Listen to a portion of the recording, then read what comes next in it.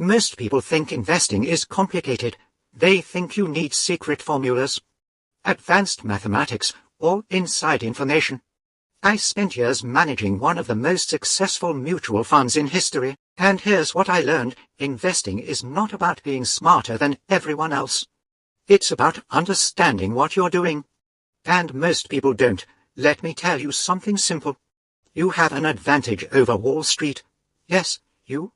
Because you see things before analysts do. You shop at stores, you use products, you notice when a company is packed every weekend.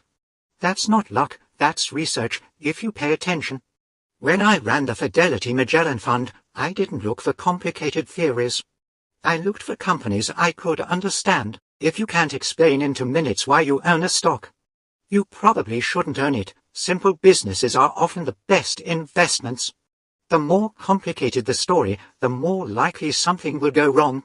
Wall Street loves complexity. They build models, they use jargon, they predict interest rates and recessions. But here's the truth. You don't need to predict the economy to make money. You need to understand businesses. There's a big difference. Markets go up and down, businesses grow over time. Focus on the business, ignore the noise. Another mistake people make, they sell their winners too early and hold their losers too long. It's human nature. You're afraid to lose a small profit, but you hope a bad investment will come back. Hope is not a strategy, facts are. If the story of the company hasn't changed, why are you selling?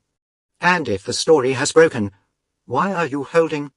I've said this before, the big money is not in the buying.